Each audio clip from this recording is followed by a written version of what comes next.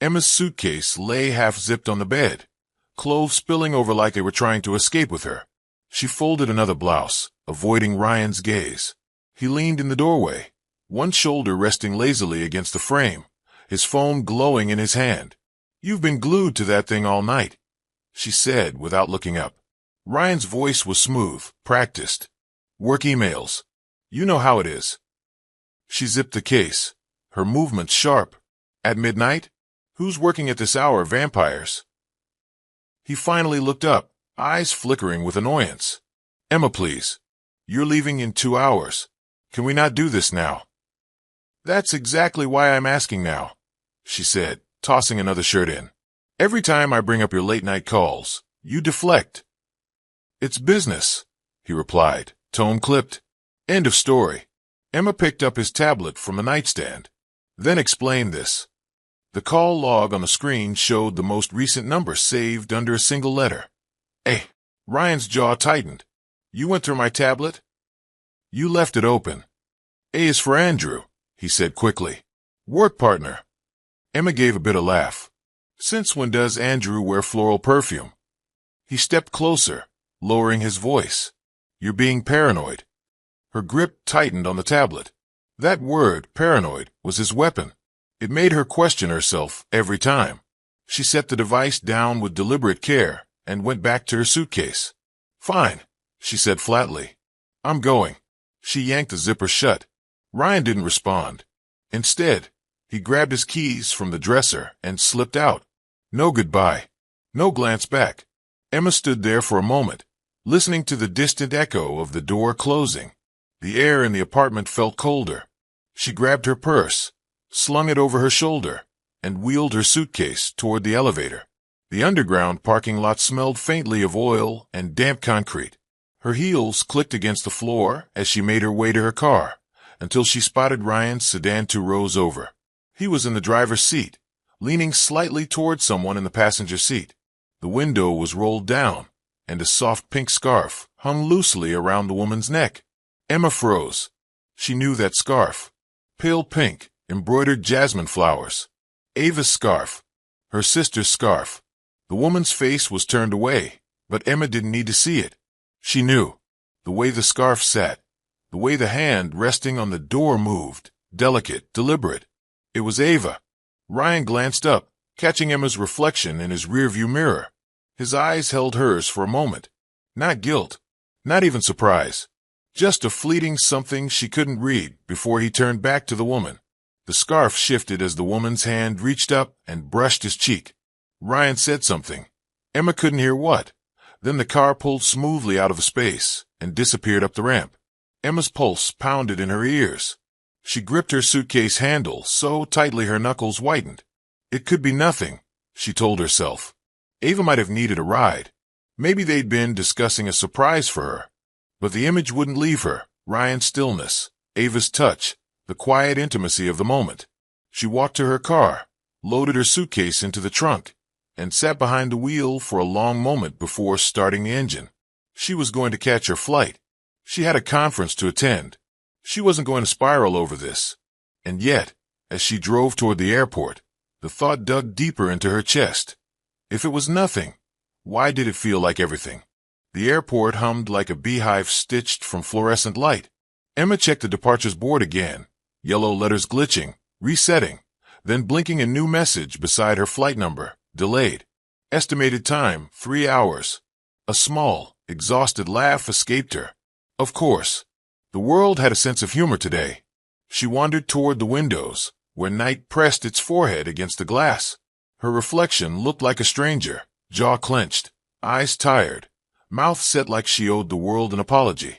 She ordered tea she didn't want and perched at a high table near a charging station, watching planes taxi into darkness. Her phone buzzed. She didn't look immediately. The quiet was a fragile veil. Breaking it might confirm something ugly. She flipped the phone over. Missed call, Mom. Message, call me. Then, another notification slid over the lock screen. Calendar alert for check-in confirmation, followed by a social ping she swiped away. She tried to read the conference agenda, mouthing bullet points to keep her mind disciplined. It didn't work. The pink scarf hovered like a neon sign in her thoughts. She finally called her mother. "Emma, you at the airport." Mom's voice was brisk, distractingly bright. "Yeah," Emma said. "Flight's delayed." "Ah, travel is stress. Don't worry about anything at home. Focus on your presentation." Emma pressed her tongue to her teeth. "Have you talked to Ava lately?" A beat. "Why?" "No reason," Emma lied, feeling the lie cut a thin line across her tongue. "Just checking. Your sister is fine. Everyone is fine. You should rest." There was background clatter, plates, voices, the hallway echo of their parents' house. "We'll talk when you return." "Sure," Emma said, though the word fell like a coin into an empty fountain. When she hung up, the silence around her felt staged. A toddler nearby dropped a biscuit. The biscuit broke. The child wept. An apologetic father soothed, promising a better one. The world moved in petty cycles, while hers tilted like a tray of water. She opened the Notes app. New page, pros and cons. Under pros she wrote, space, clarity, career. Under cons, Ryan, Ava, family, what if I'm wrong? She stared at the list until the words stopped meaning anything, just shapes and light. Travelers groaned. She refreshed her email. A forwarded message from the venue she and Ryan booked for November took its place near the top. Reminder, final deposit due by midnight. The irony pulsed like a bruise. She deleted it. An elderly woman asked if the seat opposite was free. Emma nodded. The woman set down a paperback and offered a peppermint. "Flights always test patience," the woman said. "Good thing patience is free." Emma let the mint cool her tongue. She didn't want to cry in front of a stranger. She didn't want to cry at all. She wanted facts. She opened her rideshare app, thumb hovering above home. The decision felt like standing on a high ledge, wind pushing at her ankles. If she went back and found nothing, she'd hate herself for doubting. If she stayed and something ugly happened, she'd hate herself for refusing to see. Another notification chimed. Gate change. People rose like a flock. Emma didn't move. She tucked the mint wrapper into a neat square, slid it into her pocket, and exhaled slowly, like lowering a boiling pot from the flame. She canceled her ride to the hotel, closed her eyes for one heartbeat, and ordered a car going the other direction. She lifted her bag, squared her shoulders, and walked toward the exit, heart steady enough to follow the truth home. The rideshare car smelled faintly of pine and caffeine. Emma sat in the back, hands locked together, watching the city smear by as if someone were dragging a wet brush across the windshield. She crafted and dismantled a dozen speeches in her head, all versions of "explain this," sharpened to different knives. Halfway into the drive, she opened the airline app. The blue button waited like an accusation. Cancel trip. Her finger hovered. A refund percentage flashed below, annoyingly precise about loss. She thought about sunk costs, money, time, trust, and pressed the button anyway. A tidy confirmation bloomed on the screen. Your trip has been canceled. She swallowed. So had something else. The driver glanced at her in the mirror. You okay back there? Just motion sick, she lied. Want me to slow down? No. Please keep going. Street lights lined the road like beads on a rosary. She counted 5 intersections, then opened her messages. Ava's last text was 2 weeks old. A selfie in a bright cafe with the caption, "Don't be too serious, Sam." Below it, a string of hearts. Emma typed, deleted, retyped. Are you with Ryan? Delete. Did you borrow my silk scarf? Delete. She set the phone face down. Traffic thickened. The driver flicked on the radio. Emma's throat tightened. Things don't come back by accident, she thought. People put them where they want them. They exited near her neighborhood. Familiar storefronts looked theatrical in the late hour. Dark windows, signs like closed eyelids. The car turned down her street. Ryan's building loomed, all glass grin and polished stone. The driver stopped at the curb. Want me to wait? He asked. No, thank you. Emma stepped out. The night air licked her cheeks cool. Upstairs, a light glowed in their living room. She hated how relieved that made her. She squared her shoulders, entered the lobby, nodded at the security guard who barely looked up from a soccer replay, and took the elevator. On the ride up, she rehearsed again. You owe me truth. Were you with Ava? Keep your voice low. Don't give him the easy out of calling you hysterical. Breathe between sentences. Remember you can leave. The elevator doors parted. The hallway smelled faintly of lemon cleaner and someone's late-night noodles. She walked to their door, the keycard trembling between her fingers. The lock thunked. She paused, listening. Silence. Ryan. Her voice came out soft, as if the apartment might startle. She stepped inside. The place was immaculate, too immaculate. No shoes by the door. No jacket flung over the chair. The throw pillows aligned like soldiers. On the counter, a bowl of lemons gleamed like a staged photograph. Her chest tightened, the way it does when you realize a smile is for a camera, not for you. She checked the bedroom, bedsheet smoothed, suitcase space empty. Bathroom, towels precisely folded. Office, desk wiped. A laptop's charging light winking like a sleepy eye. Not a glass out of place.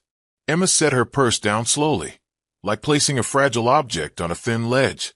She opened the pantry, closed it, opened the fridge, milk, eggs, a row of sparkling waters, all in straight lines. She almost laughed. Whoever tidied this wasn't living here. They were erasing it. Something white caught the corner of her eye on the kitchen island. An envelope, uncreased, standing against the fruit bowl. On the flap, in Ryan's neat block letters, for after the wedding. She stood in the curated stillness and understood that absence can be louder than any argument, and crueler. Emma didn't touch the envelope right away. It felt radioactive, quietly humming with all the things she hadn't wanted to believe. She washed her hands for no reason, dried them slowly, then stood across the island like it might bite. The word sat there, for after the wedding, patient and clinical. She slid out a bar stool and sat, fingertips pressed to the cool marble. After the wedding, she whispered, testing the weight of it. Whose wedding? Not hers. Not anymore, if ever. The apartment's quiet had a weird shine to it, as if silence had been polished. She noticed every detail. The lemon bowl rotated so the best fruit faced forward, a candle with an unblackened wick placed for symmetry, the faint vacuum lines in the carpet like crop circles. Someone had curated this scene. She stood and moved through the rooms again, slower. Closet. His suit's gone, her dresses still there. The top shelf, where he kept tuxedo studs and cufflinks, was empty except for a single safety pin. Bathroom drawer. His toothbrush missing, hers lonely in the cup. The medicine cabinet presented a museum of her, vitamins, a barely used lipstick, the face cream she rationed. On the nightstand, her favorite book was returned to page 1. She hadn't done that. She'd left its blade spine up at chapter 12. The correction felt intimate and patronizing, like someone tidying her thoughts. Emma opened the hallway utility closet. The luggage set was incomplete, his medium roller gone. The storage bin that held keepsakes had been disturbed. The tape she'd used months ago was cut clean, and a photo album sat slightly askew. She pulled it out. Childhood pictures flickered past, Ava grinning with scraped knees. Emma at a science fair holding a paper volcano. Both girls in matching pajamas, one Christmas. She tried to read the expressions now for prophecy. Had there always been that tilt-to-Ava smile? A draft rattled the front door and made her jump. She exhaled and closed the album. Enough archaeology. The present was sitting on the island wearing Ryan's handwriting. She returned to the kitchen and stared at the envelope again. The longer she looked, the more theatrical it seemed, like a prop he placed for a future audience. After the wedding, a line crafted for maximum sting. She imagined possibilities, a confession, instructions for returning keys, a tidy goodbye. Her name wasn't on the envelope, only the instruction, only the event. Her phone vibrated on the counter. A tiny jolt in that antiseptic stillness. A spam offer. She silenced it. She drew a breath and slid a fingernail under the flap, but stopped. Not yet. Maybe there was more to notice. She checked the trash under the sink. Empty bag, perfectly tied. Recycling bin. A flattened delivery box, a plastic wrap. A receipt from a boutique florist dated this morning. She scanned the itemized list. Pale pink jasmine bouquet. Ivory ribbon.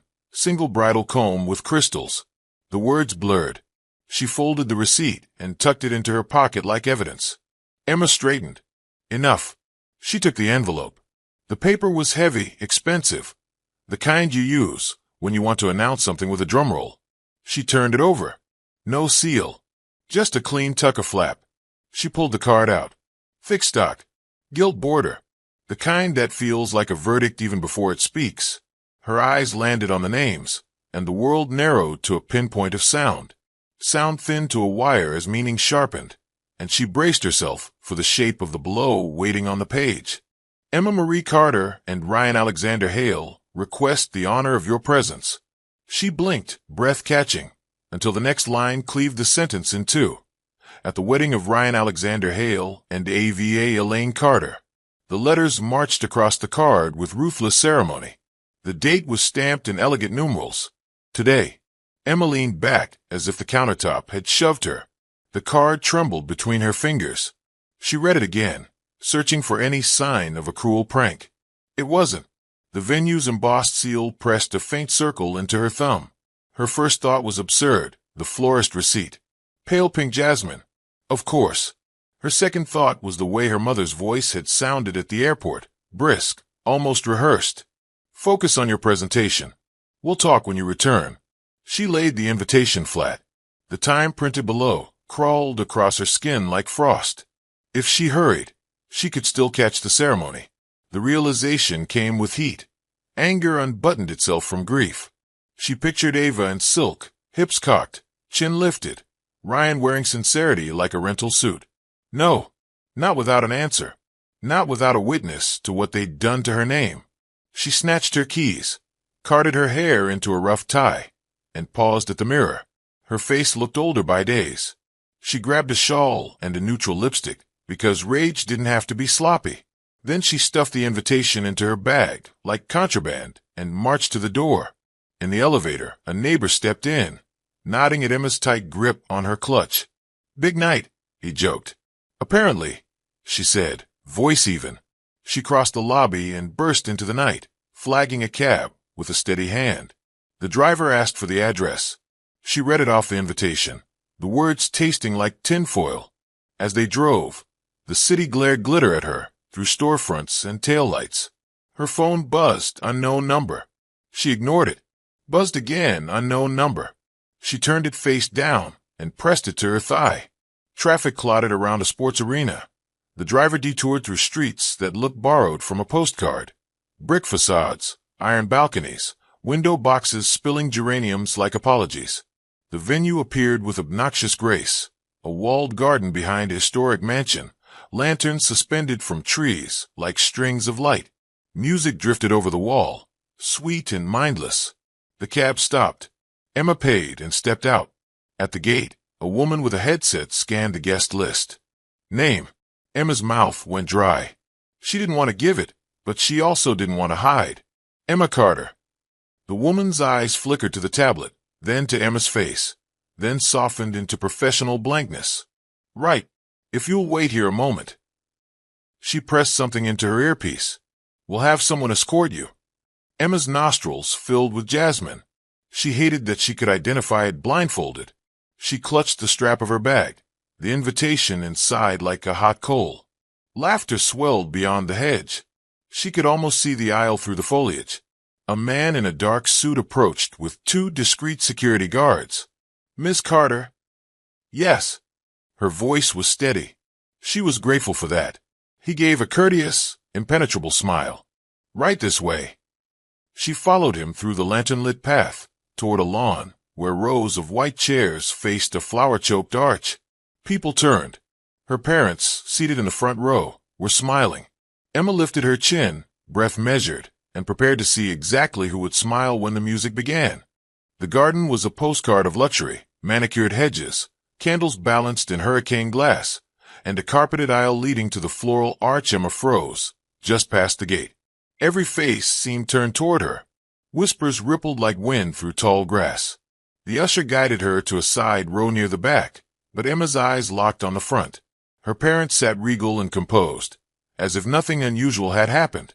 Her mother's chin lifted a fraction when she spotted her. Her father's gaze darted away.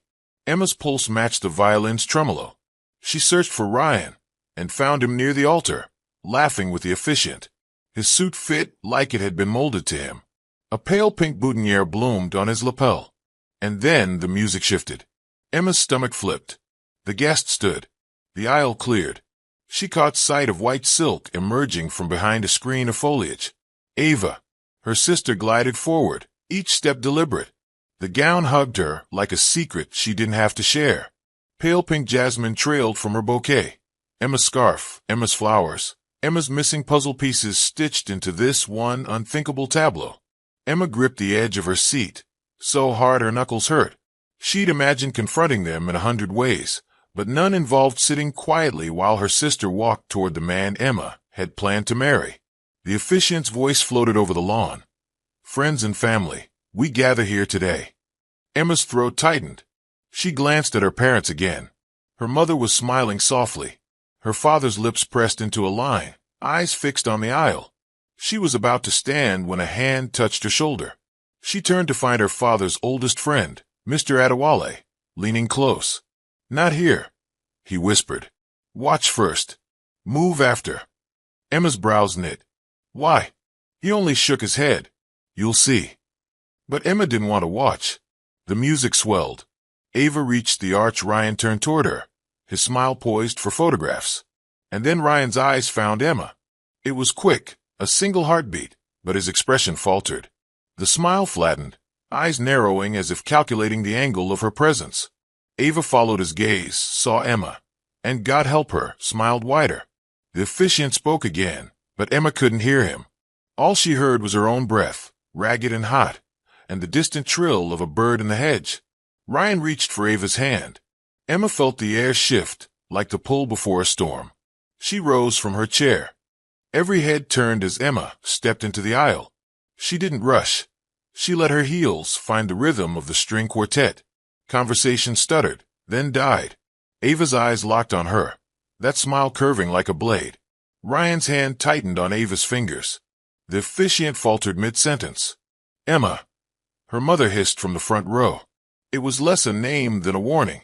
Emma kept walking. "You forgot to invite me," she said, loud enough for the nearest rows to hear. Gasps pricked the air. Ava tilted her head. "Oh, Em, you weren't supposed to see this yet." Ryan cleared his throat. "Emma, this isn't the place." "No." Emma stopped 3 feet from them. "Seemed like the perfect place. A lot of people I know are here. Perfect for clarifying things." Ava's smile didn't break. "Clarifying? Ryan and I can see that." Emma cut in. "What I can't see is how my sister's marrying my fiancé." Ryan's jaw clenched. "Emma, save it. I've heard enough, Emma. You're overreacting for one lifetime." The officiant stepped back, murmuring to a coordinator. Guests craned for better views. Her mother's voice cut through. "Emma, sit down." Emma turned to her. "Did you know?" Silence. Ava finally spoke, her tone syrup over stone. "It wasn't supposed to hurt you. You'll understand later." Emma's laugh was brittle. "You think betrayal comes with an explanation?" A movement at the edge of her vision, security approaching. Ava glanced at them, then leaned slightly forward, her bouquet masking her lips. "You were never supposed to find out," she whispered. Security's hands were light, but firm on Emma's arms. "Ma'am, we'll escort you outside." "I'm not leaving," Emma said. Ava gave a tiny shrug. "You can't stop this." Emma's father stood abruptly. "Enough," he barked. For a moment, the lawn froze. But then he sat back down, rubbing his temple. Ryan looked away as if the scene were a smudge on his perfect day. "Let's just get on with it," he told the officiant. But Emma twisted free. "One question, Ryan, when? Was it before or after you proposed to me?" He hesitated. That was answer enough. Ava stepped in, voice calm. "It's complicated." "No," Emma said. "It's simple." Security tried again. This time Emma let them guide her toward the side path, but not before turning to the rows of guests. "Take a good look. This is what loyalty looks like in this family." Gasps. Murmurs. Phones lifted in hands, though the coordinator hissed for them to put them away. At the gate, Emma glanced back. Ava and Ryan were rejoining hands. The officiant cleared his throat. The music resumed. But just as the words husband and wife approached, Ryan swayed. His face drained of color. He dropped Ava's hand. The bouquet fell to the grass. Chaos bloomed. Some guests surged forward, others hung back. Ryan crumpled to his knees. The officiant called for help. Emma's mother didn't move. She stayed seated, gaze locked on Ava, who stood rigid, fists curling. No fear, just fury. Paramedics appeared from the mansion's side entrance as if on cue. They lifted Ryan onto a stretcher. Ava followed, her expression unreadable. Emma started toward the aisle, but her mother stepped into her path. "Let it go," her mother said coldly. Emma blinked. "He just collapsed." "And he has Ava," her mother interrupted. "This isn't your concern anymore." "Not my." Emma's voice cracked. "You knew. You both knew." Her father was suddenly beside them. He slipped a folded note into her hand, without meeting her eyes. "Midnight," he murmured. "Don't trust anyone." Emma's mouth opened to demand more, but he had already turned away. She stood in the churn of guests, the note burning her palm. Ava's white gown disappeared through the mansion doors. Ryan vanished with her. The siren wailed as the ambulance rolled down the gravel path. Emma hurried after it, heels sinking into the earth, but the gate staff stopped her. "Family only," one said. "I am family." "Not on the list," the other replied flatly. Emma stepped back, watching the red lights shrink. She turned toward the parking lot, scanning for a cab. Nothing. Guests milled, gossip rising in little gusts. She pulled out her phone to call the hospital, but her call log filled with unknown numbers from the last hour. Her stomach turned. Inside the mansion, the reception hall's music had resumed. Through a side window, Emma saw her mother at a table with relatives, smiling as if nothing had happened. She checked the note her father had given her. One word, warehouse. Beneath it, an address. And the warning again, don't trust anyone. The ambulance was gone. And deep down, Emma already knew. It wasn't going to the hospital.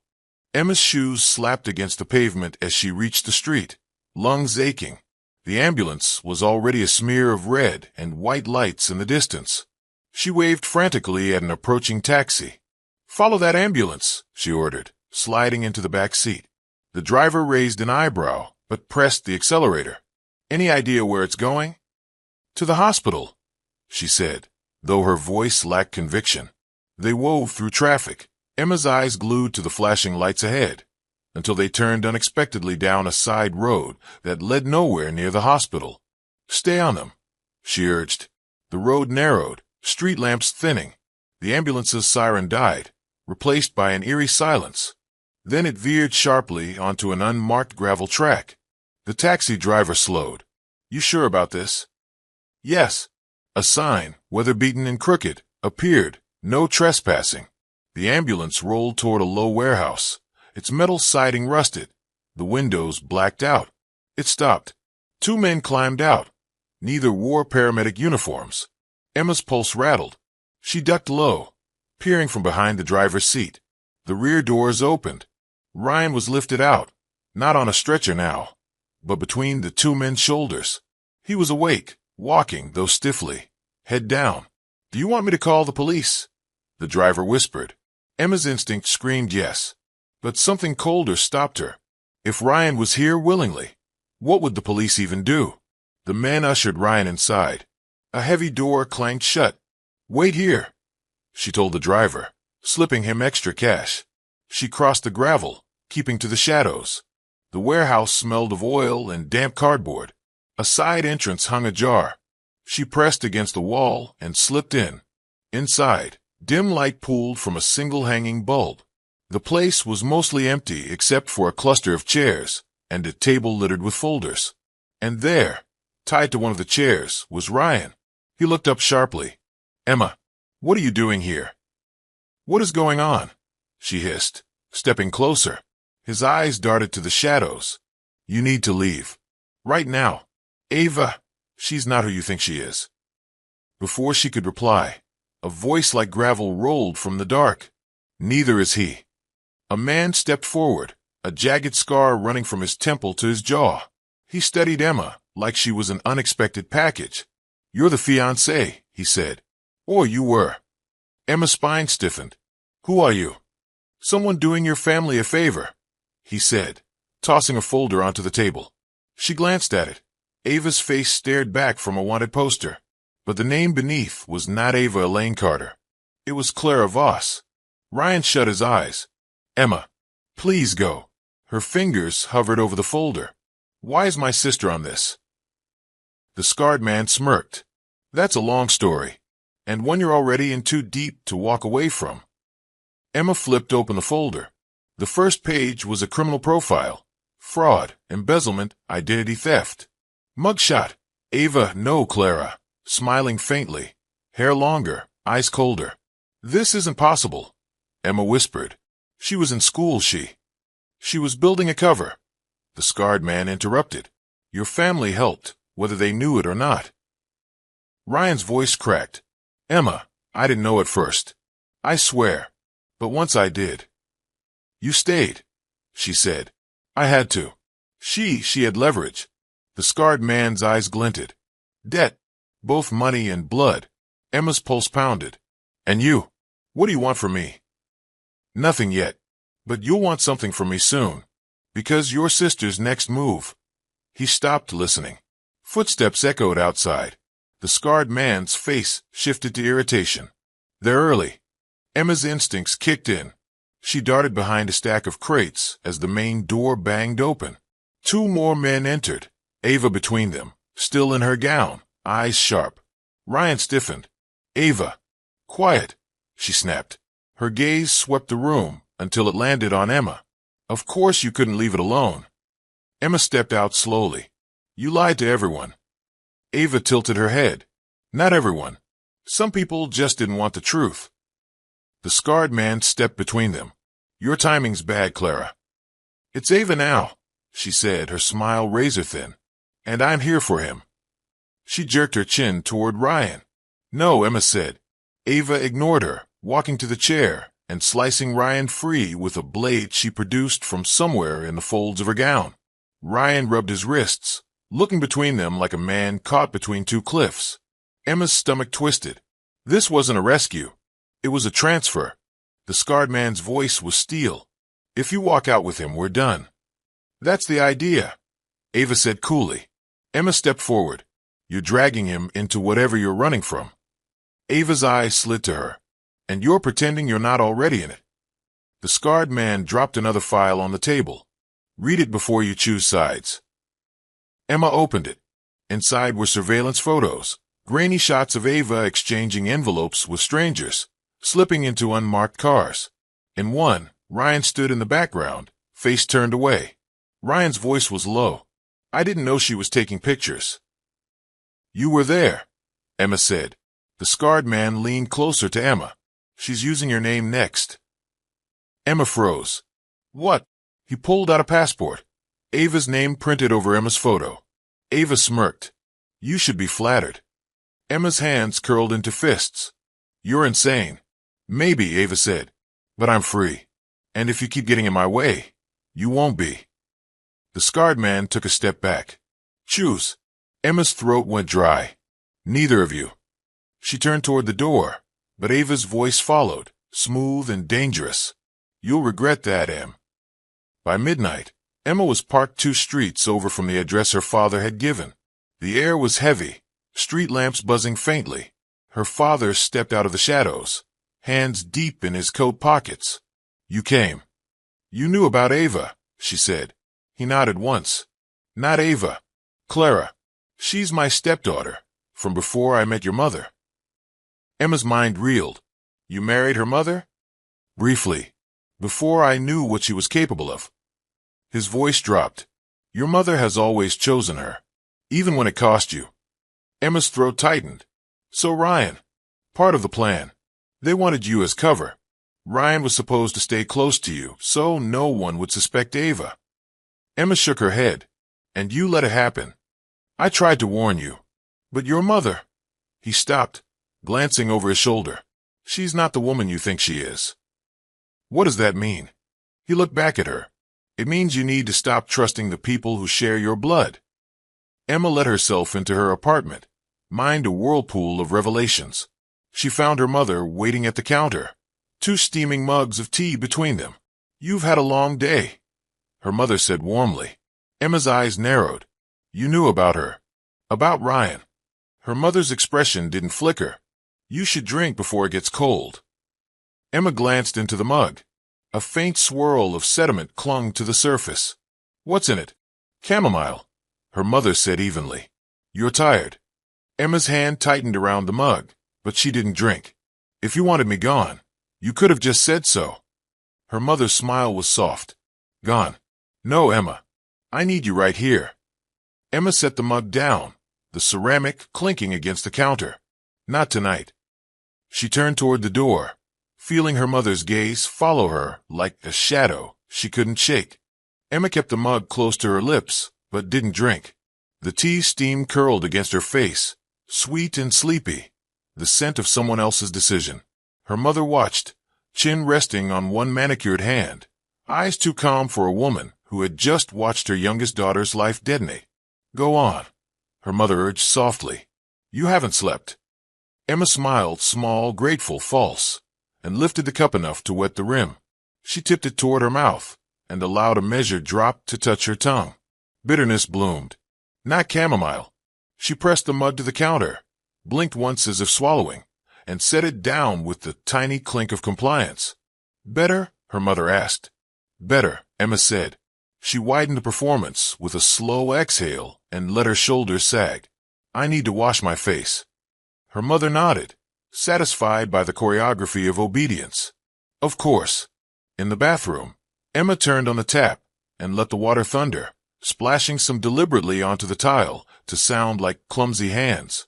She spat the single bitter drop into a tissue, flushed it, rinsed her mouth until the metallic edge vanished, then steadied her shaking fingers against the sink. She opened the cabinet, grabbed a travel bottle of mouthwash, a spare toothbrush, a compact first aid kit. Her brain was arranging plans. Shoes soft enough to run, jacket dark enough to disappear, phone charged enough to matter. She killed the faucet, patted her face with a towel, and made her sway theatrical as she returned. Her mother rose, ready to guide her to the sofa. "Lie down. I'll dim the lights." "I will," Emma murmured. "Could you bring my phone from the bedroom? I want to set an alarm so I don't miss the morning flight I rebooked." A tiny hesitation. "Of course." Her mother turned toward the hall. Emma moved then, quick and quiet, slipping into the foyer, snatching her keys, and easing the door open with a breath held so shallow it hurt. The hallway's carpet received her steps like a confidant. She didn't allow herself to run until the elevator doors closed and the numbers ticked downward. In the lobby, the security guard looked up. She cut off his greeting with a raised hand and a cordial smile that said everything was fine. Outside, night air washed her skin clean. She crossed the street and ducked into the shadow between 2 parked cars, heart pounding against the city's steady pulse. Her phone buzzed. Unknown number. She swiped. "Don't go back to the apartment. They're watching you. Ryan." She knew the cadence, the compressed urgency of a man who had learned to talk around microphones. "Where are you?" She typed. No reply. A bubble appeared, vanished, reappeared. Finally, not safe to text. Use the old library payphone 2 blocks west. 10 minutes. The library's side entrance had a recessed alcove, dark and blind to the street. She went anyway. The alcove smelled like wet paper and dust. She waited, counting breaths to 50, then 100, then 200. A car rolled past, slow, prowling.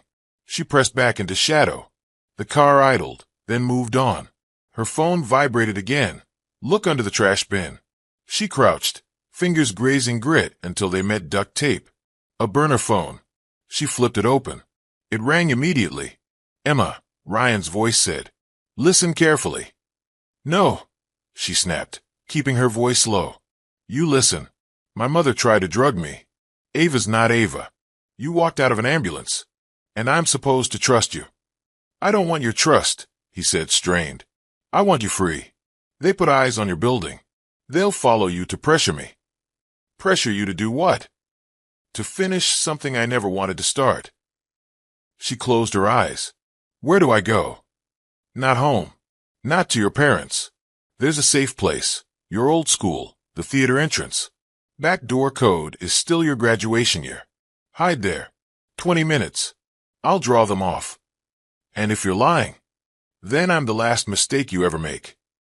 The line clicked dead. Emma stared at the phone, then slid it and her original cell into her pocket. She stepped out of the alcove, shoulders squared, mouth set. The city watched, indifferent. She headed for the theater. Every footfall a decision she had to keep making. Somewhere behind her, a door slammed. Voices. Footsteps. Emma didn't run. Not yet.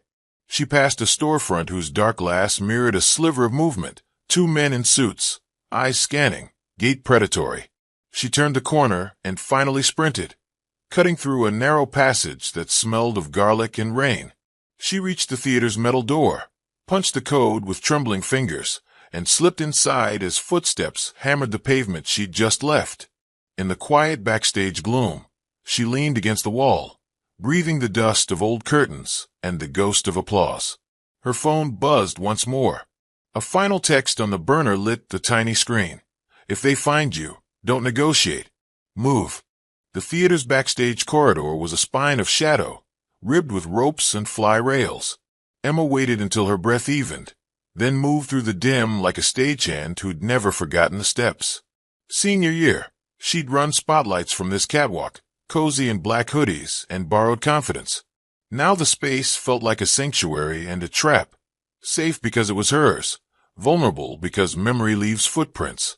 She checked the exit doors, wedging a paint can against one and an abandoned sandbag against another. It wasn't much, but it felt like a choice.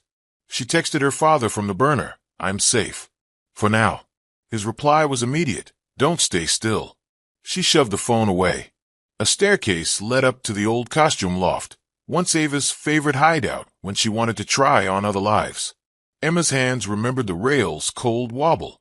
She pushed the hatch and climbed into a square of darkness that smelled like starch and mothballs. The emergency light sank a weak red over racks of dresses, boxes labeled wigs, hats, gloves.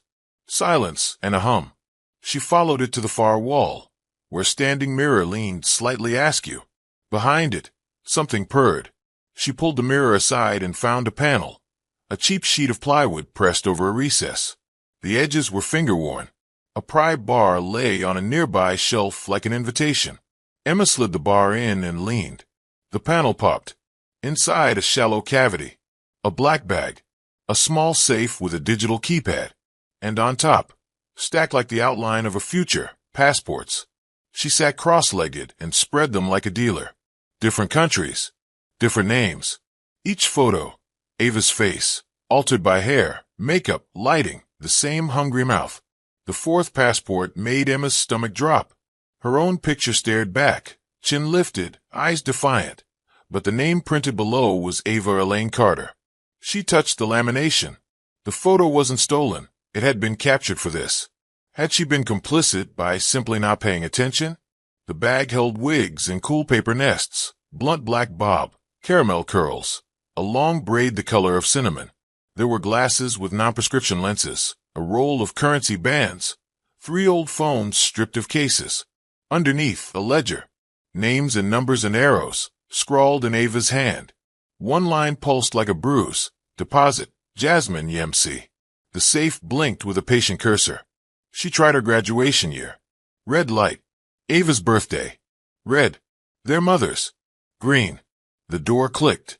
Inside, stacks of bills, a velvet pouch, a flash drive, and an old brass key. Emma turned the key in her palm. More trunk than door. She pocketed it, slid the drive into her jacket, and opened the pouch. A ring spilled into her hand, emerald cut, green as a promise. Not her engagement ring. Different stone, boulder setting. A note coiled around it in Ava's tilt. If you find this, you're already late. A floorboard creaked below. Emma snapped the safe shut, slid the panel in place, and eased the mirror back. Footsteps sounded on the main stage. Men's shoes paced, impatient. She killed the emergency light and moved by memory, lowering herself through the hatch, without breathing. She landed in a crouch and reached for the pry bar, then thought better. The men's voices came closer. Backdoor code's old. Who knew it? Someone who used to belong here.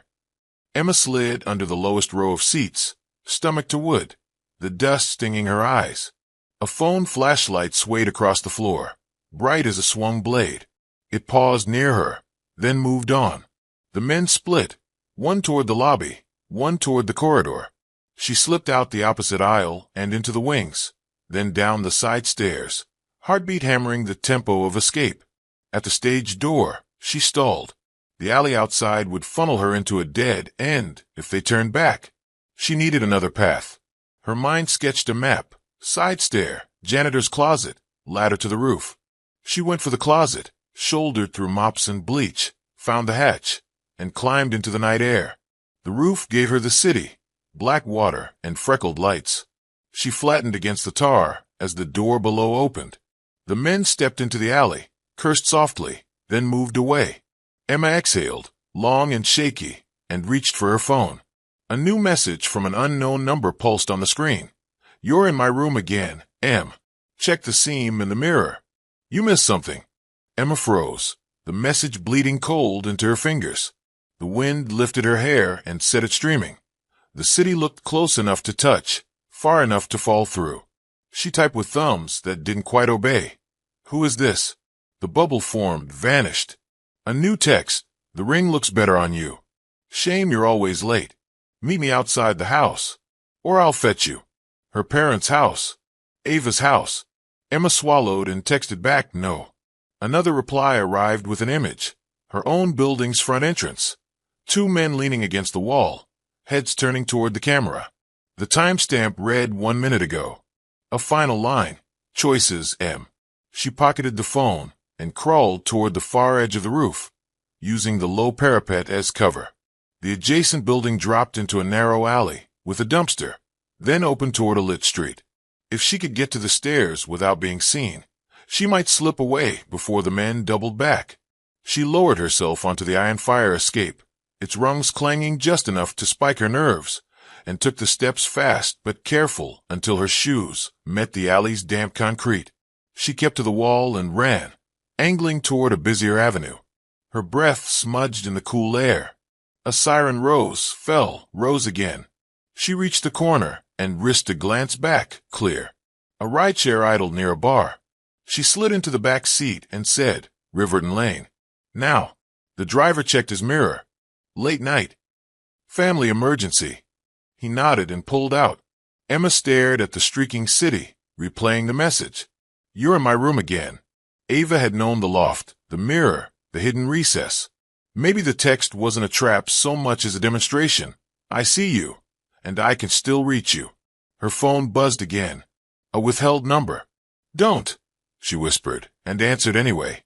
Ava's voice was silk over wire. "I'm glad you found the ring." "Keep it," Emma said. "Pawn it. Choke on it." Ava laughed softly. "You sound braver on roofs." "What do you want?" "To end this before it gets boring." A pause. "Come home." "That's not my home." "Semantics." Another pause. "We can trade. Information for grace.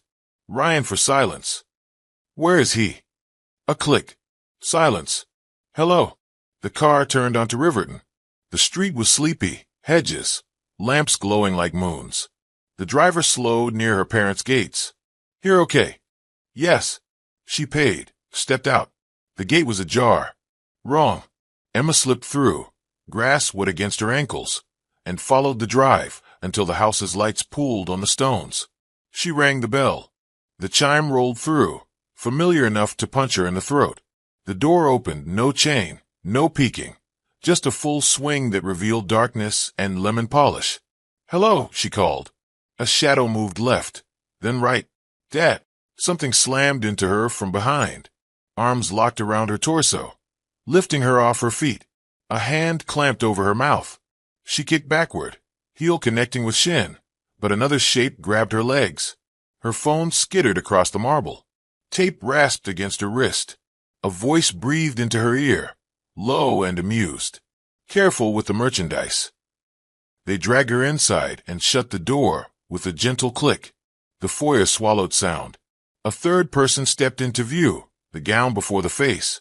Ava, radiant and ruined in her wedding dress, veil gone, hair pinned with crystals. She looked at Emma the way a collector looks at a rare find. "Hi, big sister," she said. "You came." Emma spat the tape from her mouth with a growl. "Get off me." Ava waved, and the hands dropped. Emma staggered, palm scraping tile. "Where's Dad?" "Out," Ava said. Smart for once. She watched Emma. "You found the room.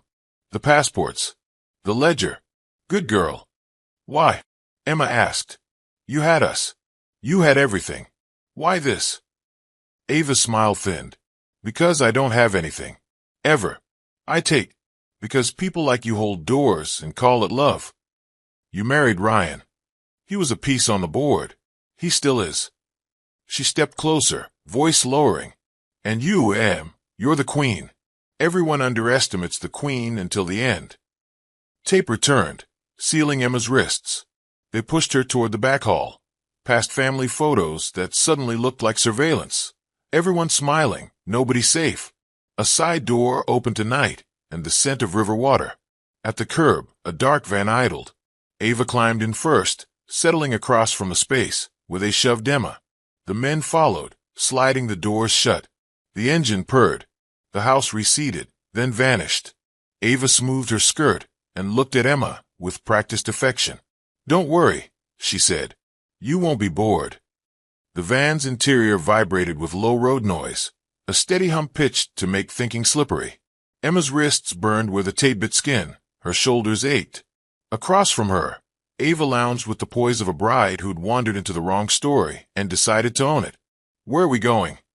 Emma asked, voice dry. Ava arched a brow. "You haven't guessed." "Does Ryan know?" "Oh dear. Ryan thinks he knows many things." She lifted a corner of the tape binding Emma's wrist and checked the circulation with a nurse's brisk tug. "Comfortable." "Why the theater text?" "The mirror." "To see if you'd find the safe. I needed you to know what you were standing in. It's tedious explaining the rules after the trophies have been handed out." "I'm not playing. Everyone says that." Her gaze sharpened. "You want to know when Ryan switched? Before he proposed. After he met me. He told himself he could have both. Your goodness and my gravity. Men are greedy about the light they stand in. You ruined him." "Ruined?" She laughed. "He wanted money fast. I wanted clean names. He had you. I had a dozen accounts. We collaborated. It was delightful. Until you started asking questions at the wrong times and Ryan started answering them with the wrong silences." She tilted her head. "He fell for you. That wasn't the plan." "He said it." "He means it," Ava said lightly. "That's why he's dangerous now. Love makes people spill." "So you married him. For leverage. You make vows in front of people. They stop asking the right questions. Marriage is a curtain. Audiences clap for curtains." She shifted, crystal hairpins, catching the van's dim lights. "And because he's useful. You said you'd trade him for my silence." "I said we could trade," she corrected. "Nuance matters." She leaned forward, hands folded. "Here's the shape of it, Em. We take what we're owed from people too proud to admit they owe. We reassign wealth. The ledger is a map. The passports are tickets. The accounts with your initials keep options open. If one day I need you to be me, you'll slide into the space. You forged in my name. In a sense, I honored it. You honored me by making me complicit. I honored you by not leaving you behind." Ava's voice softened. "You think I hate you. I don't. I need you." "For what?" "For the endgame." She smiled. "You'll see." Emma glanced at the men flanking the back doors. "They loyal. To money, as God intended. Then by them." Ava's eyes warmed. "There she is." She looked at the driver's mirror. "Gentlemen, we'll make a stop before the dock." Emma's stomach dropped. "Doc, boats don't ask for passports if you know the right captain." She lowered her voice. "Don't make me drug you. It's inelegant." "Like the tea. A ripple of amusement. Mother preferred shortcuts. You won't get away with this. I already have." The van slowed. indicator ticking like a metronome. Through the narrow window, Emma saw the river's black sheet and a skeletal dock. A warehouse squatted nearby, a single bulb burning over a side door. Men waited. The van turned, gravel whispering under the tires, and rolled to a stop. Ava stood, smoothing the gown skirt. Showtime. One of the men opened the doors. Cold air punched in, tasting of metal and tide. Ava stepped out. The men hauled Emma after her. Night pressed close, and the dock creaked in language older than fear. "Where is he?" Emma demanded. Ava ignored the question and took Emma's arm, voice slipping into something like tenderness. "You always wanted answers. Tonight I'm generous." She nodded toward the boat, nosing the pilings like a patient dog. Bored, Emma stared at the dark water, then at the waiting boat, and walked where the hands guided her, because sometimes survival is choreography, not defiance. The deck rocked under Emma's feet, a slow, nauseous sway that made the night feel animate. The boat wasn't large, it was sleek and anonymized, a shape purchased for its ability to cut and vanish. The captain, a man in a dark watch cap, glanced up once and then down again, as if seeing too much was a liability. They tethered Emma to a railing with a loop of smooth rope that felt insultingly polite compared to tape. Ava moved with native grace, bridal skirt tucked into one hand, stepping over a coil of line like a woman who had rehearsed an escape route in heels. She leaned into the captain's ear, said something brief, and pressed an envelope into his palm. He pocketed it. Engines settled into a thrumming purr. The warehouse lights diminished to punctures in the dark. "You could end this," Emma said. "Turn around, tell the truth." Ava tilted her head. "And deprive you of your arc." She sat across from Emma, hands busy with her hairpins, plucking crystals, free one by one, and dropping them into her lap. "Besides, the truth is elastic. I prefer proof." "What proof?" Ava nodded toward the canopy's shadowed edge. "That." Emma followed her gaze. In the dim, a shape resolved. A man lashed to a stanchion near the bow, head hanging, wrists bound. Ryan. He stirred at the sound of her breath and lifted his head, eyes finding her as if they had been staring at the outline of her absence and were grateful for the correction. "Emma," he rasped, "I told you not to come." "I didn't," she said. "I was delivered." "I'm sorry." "For which part?" "All of it." Ava clapped once. "Enough nostalgia. We're here to settle accounts." She reached under the bench and drew out a small metal case, flat, gunmetal, clinical. It clicked when she set it on the deck. A white label on top read Emma M. Carter. Emma stared. "What is that?"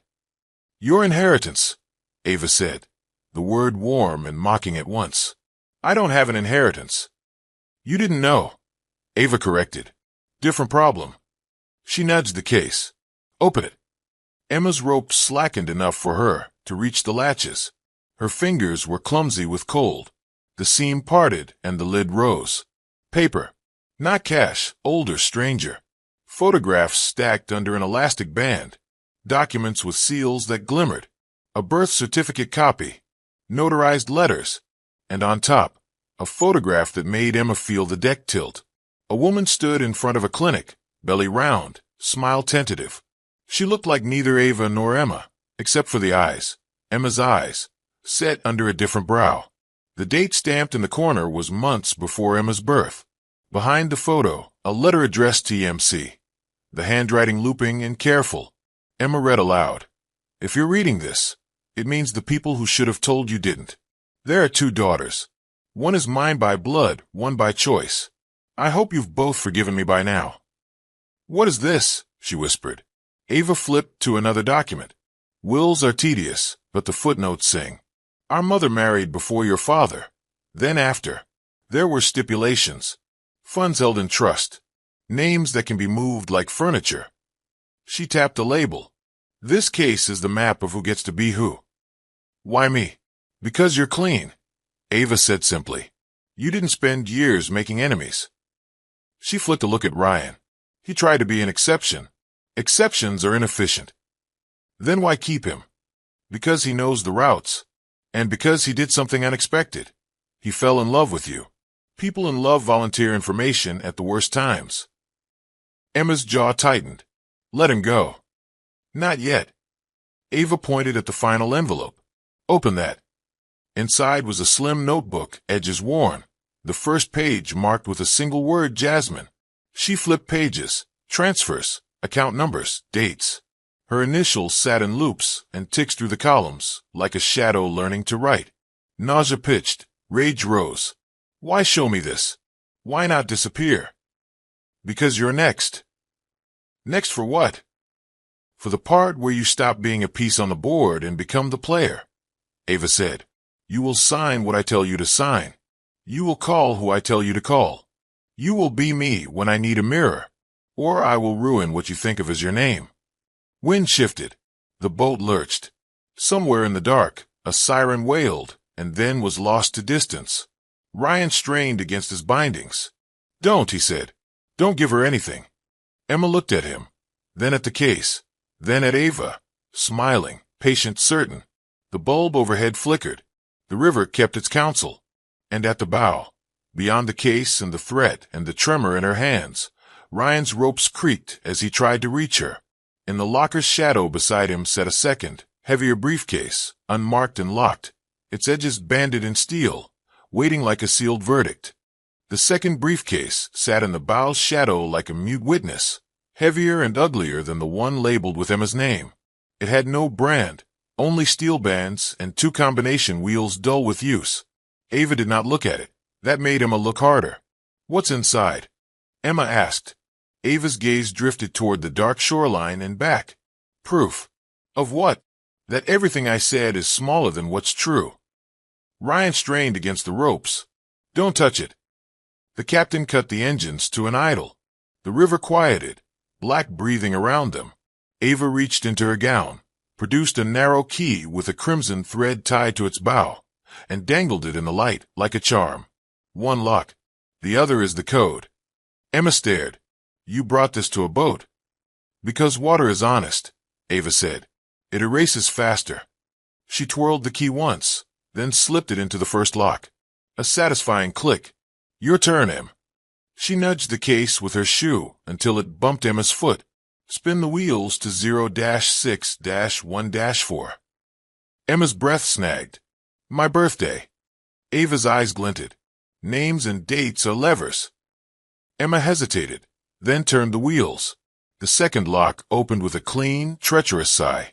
Inside, under a layer of gray foam, lay a tight archive.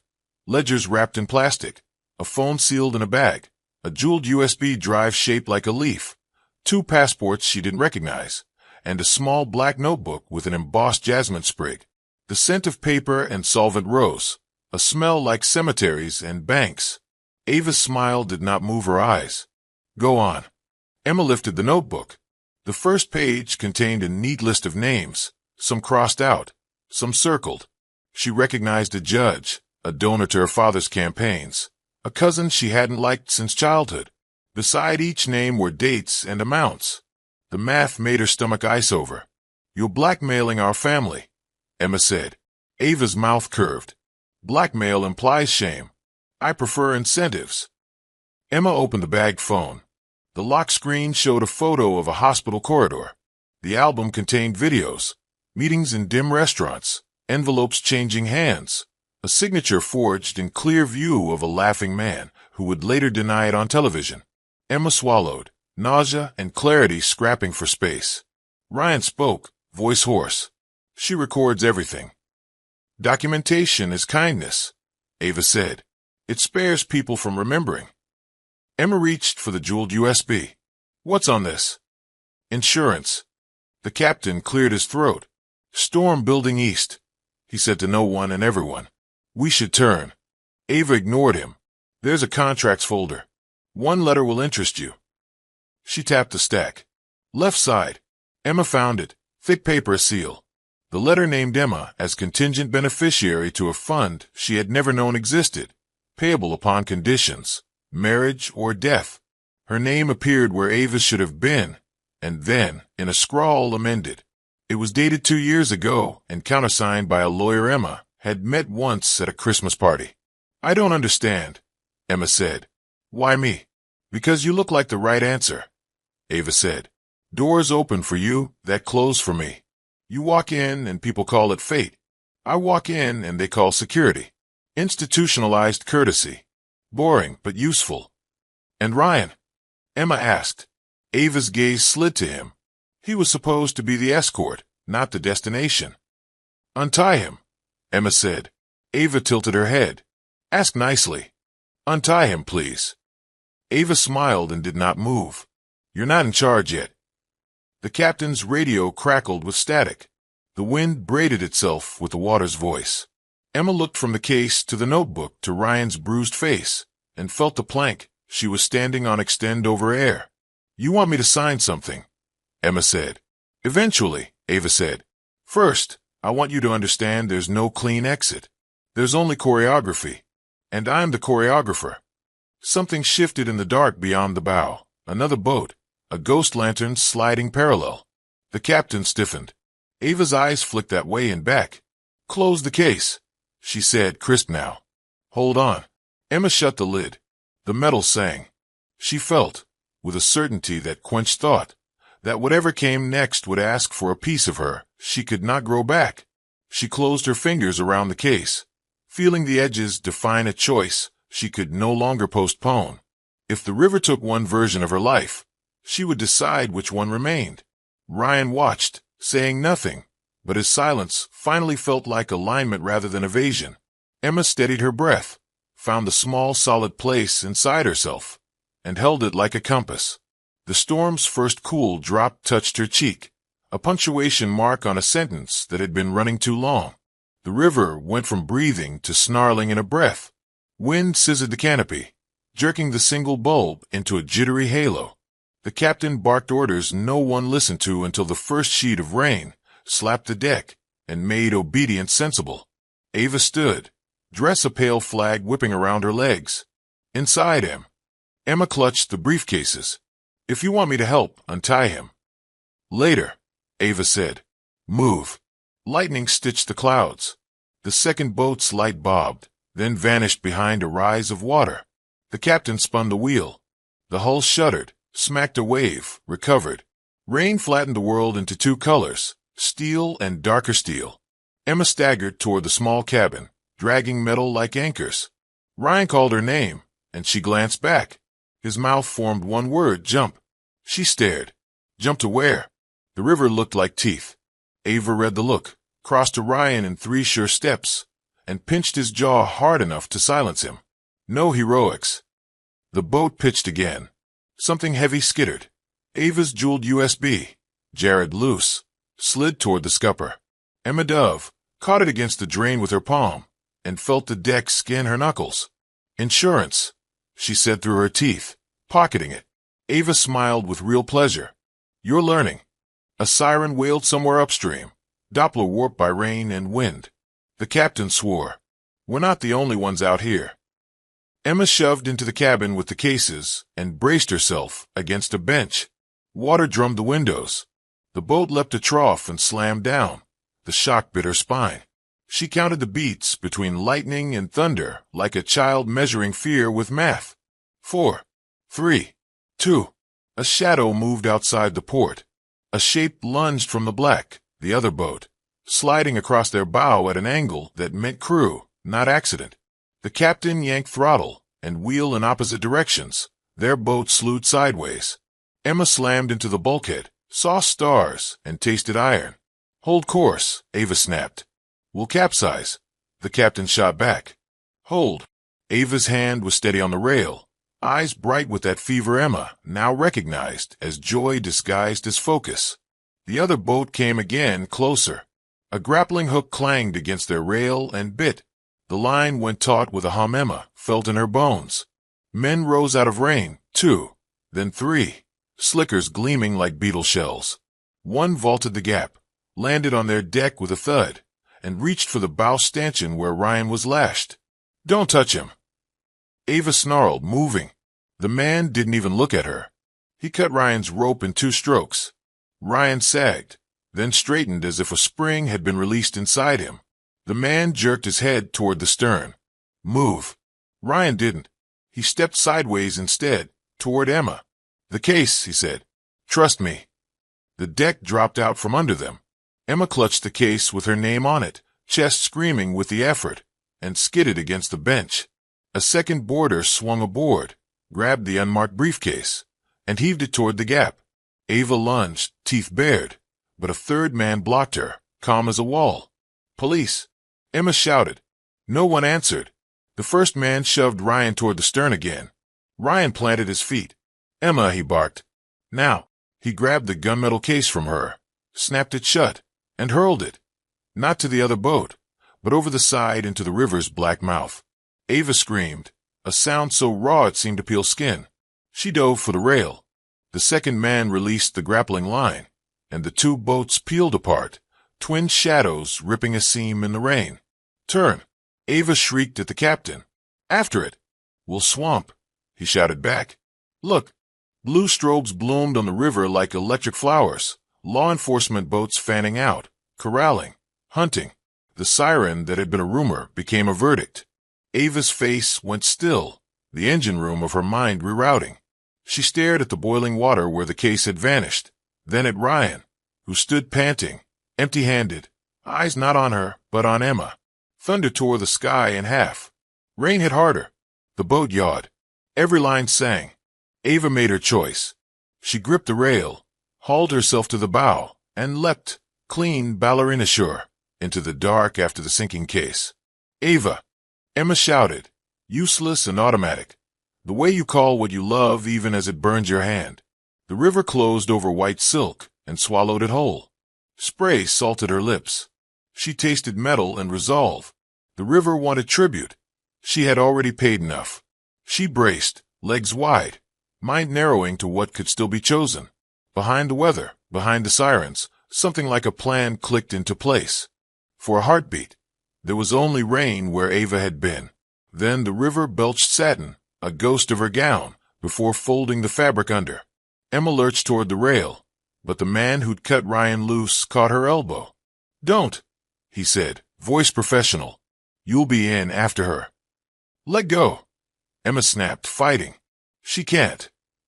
"She can," Ryan said, hoarse, one hand on the stanchion he was no longer bound to.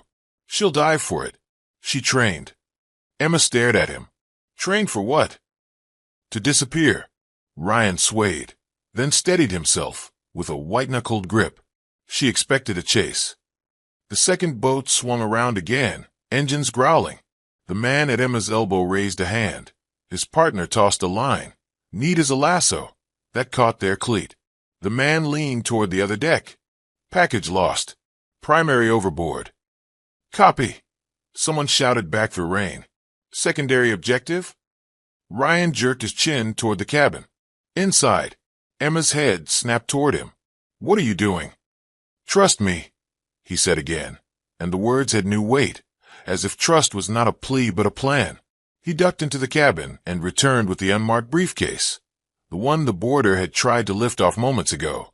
Emma's chest seized. "It's still here." "I switched them," he said, when the boat lurched. The man at Emma's elbow gave a short, surprised laugh. "You."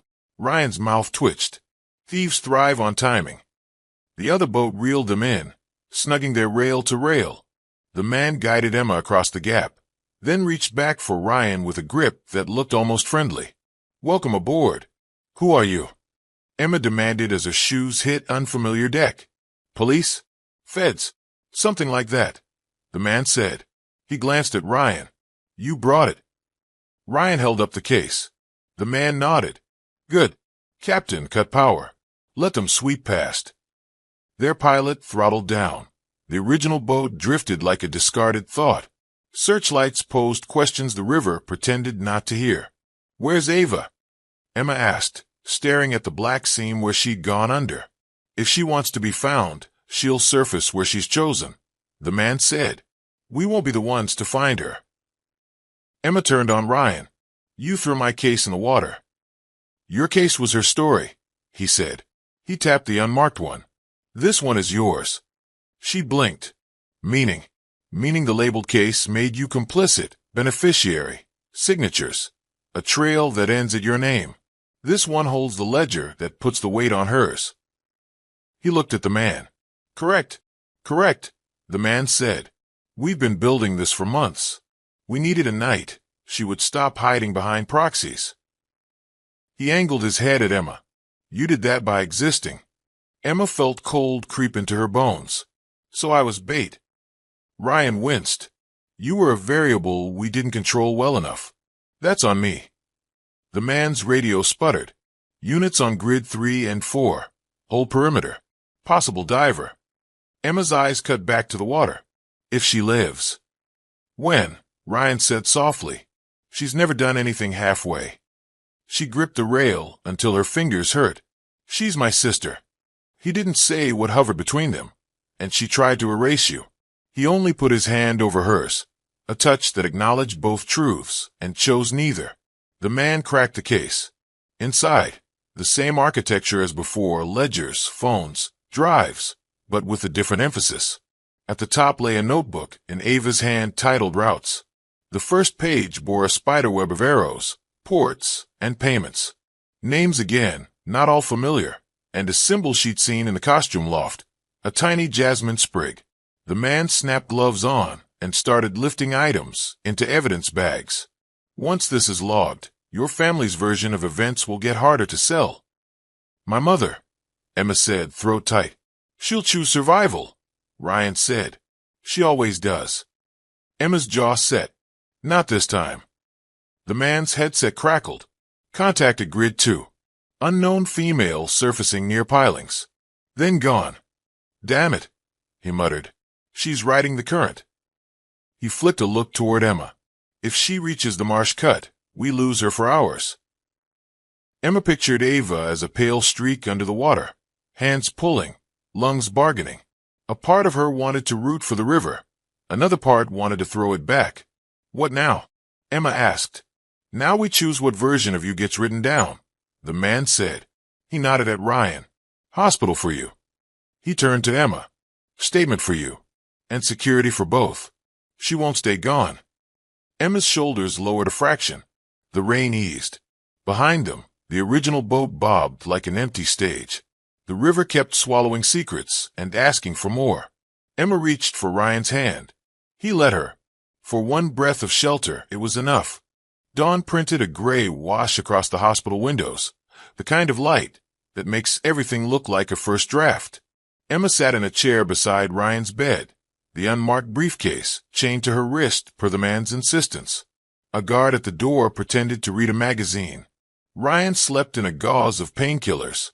Bruises bloomed like bad rumors along his jaw and ribs.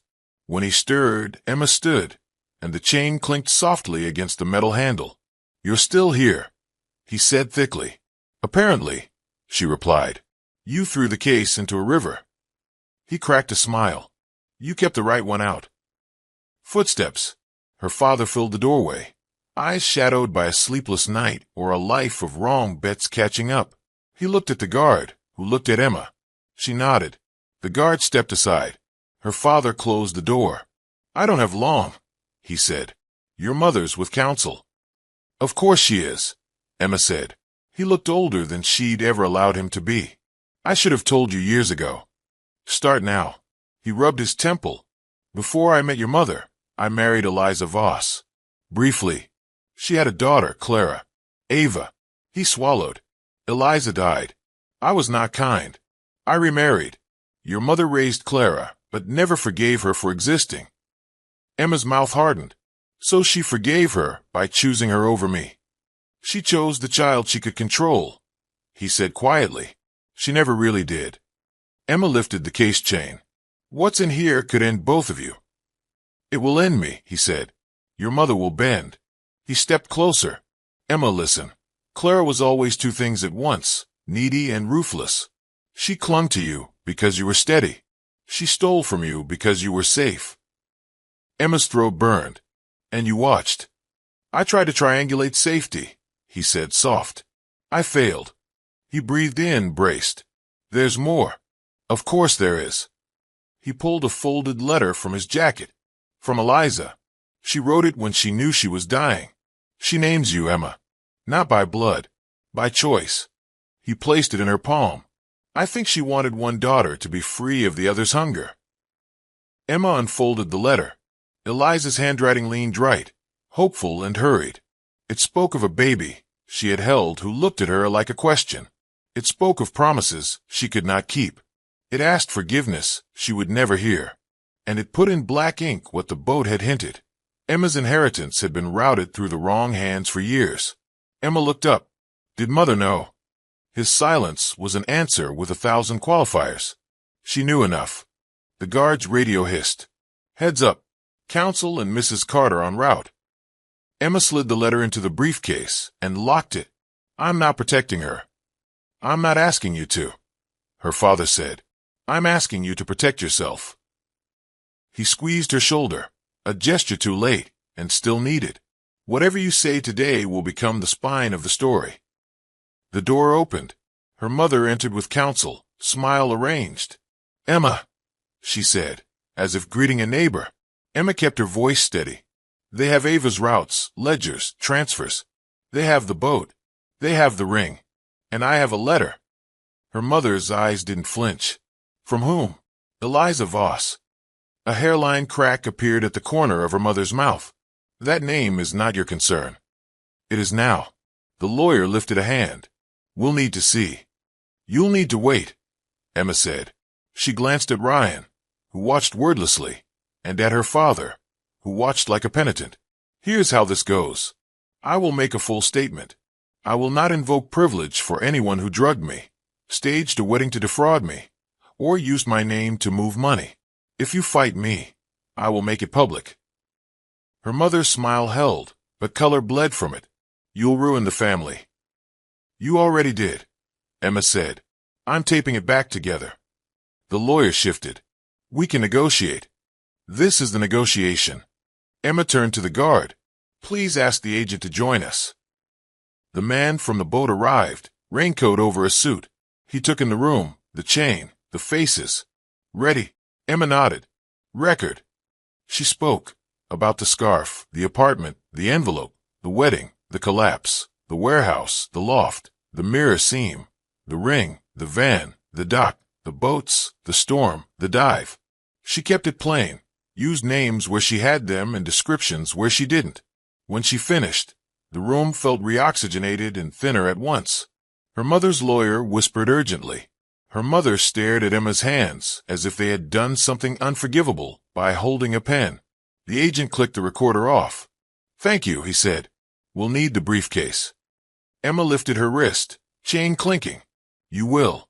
After I walk it down myself. Ryan smiled properly for the first time in days. There she is, he murmured. And Emma, who had been spending her life apologizing for wanting the truth, nodded once like a promise she intended to keep. They took her statement twice, then once more for the camera. Then had her repeat names she didn't want to own and dates she could not forget. By evening, the storm was gone. Emma signed forms. The agent unlocked the chain. The briefcase left her wrist like a limb relieved of a weight it had learned to compensate for. Ryan was discharged with instructions, warnings, a schedule of follow-ups. The guard handed Emma a bag with her belongings, phone, keys, the Bernard plastic rectangle that had rung when she needed it and kept secret she didn't. They stepped out into air that smelled of rain and possibility. Her father waited near the curb, hat in his hands as if deference could be minted on demand. I'll testify, he said. I'll admit what I did and what I didn't. Emma studied him. Good. She wasn't cruel. She wasn't kind. She was done translating other people's stories into hers. The agent's sedan idled at the curb. We'll keep you under watch until the warrants are served, he said. She won't sit still. She'll come for me, Emma said, bone certain. She'll test you, he corrected. Coming for you would be obvious. She's never been that. Emma thought of the ring in her pocket, the emerald that had flashed like a traffic light, that never changed. She thought of the mirror, the safe, the ledger's jasmine. She thought of Eliza's letter, its plea pasted to history that needed a home. She thought of her mother's smile, the crack that was a doorway. She and Ryan went to her apartment with 2 agents stationed on the floor and a third outside. The door opened to the same curated silence, lemons obedient in their bowl. Emma set a glass of water in front of Ryan and sat across from him like a reckoning. He reached for her hand. You don't have to decide anything tonight. Deciding not to decide is a decision, she said, but she didn't pull away. You worked with her. I did. You lied to me. I did. He looked wrecked by the honesty and repaired by it at the same time. And I love you. She breathed in, not as answer but as oxygen. You may have just saved me, she said. Or you threw a grenade, and I'm thanking you for missing. Both can be true. The burner buzzed against the table. An unknown number. Emma stared until it buzzed again, then answered without speaking. Silence. Then a small sound that could have been a laugh or a wave collapsing. Ava's voice arrived like fog, soft and dangerous. Hi, Em. Emma's hand tightened. Where are you? Here or not, Ava said. That river and I had a conversation. It liked me. You won't get far. That's not the point. A pause. They'll read those ledgers and think they have me. They'll follow routes I left when I was bored. They'll freeze accounts that are only winter clothes. Her voice softened. Did you get Eliza's letter? Emma's heart tripped. You knew. I delivered it, Ava said, almost amused. Do you think Dad knows where his own ghosts live? I wanted you to have something that wasn't mine. She let the sentence sit like a gift you aren't sure you can accept. You were always better at being looked at. You were always better at not being seen, Emma said. Ava laughed quietly. Compliments trade. Another pause, then. I don't hate you. I know, Emma said. That's the problem. Maybe, Ava said. But you're interesting now. Her tone brightened like a curtain going up. Anyway, time's short. 2 things. Don't drink anything you didn't pour. And tell Mom I said the jasmine was tacky. Ava. Clara, she corrected gently. Names are costumes. The line clicked dead. Emma stood in the apartment that had been staged to erase her, and felt entirely present. She turned to Ryan. I'm changing the locks. I'm changing everything. Good, he said. I'll help. No, she said. You'll watch. She let the words land. An urn. He nodded, chastened and grateful. The agents rotated outside, ghosts with badges. Night pressed its ear to the windows. The city settled, bargaining with its truths. Days later, an envelope with no return address slid under her door. Inside, a postcard, a watercolor of a sunlit harbor where nothing dangerous had ever happened. On the back, a single line in Ava's hand. See you at your next wedding. Emma held the card until the paper warmed to her skin. Then she placed it in a drawer she locked with a brass key from the costume loft. She poured herself a glass of water she watched, and she stood at the window while the city breathed. She was not healed. She was not safe. She was not done. But she was not erased. And somewhere beyond the river and the routes and the names, a woman in a borrowed coat with an emerald ring in her pocket smiled at the horizon and walked into it, vanishing on purpose, exactly as planned. I hope you enjoyed this story. Please like, comment, and share. Also turn on the bell to get more of our videos. See you in the next story.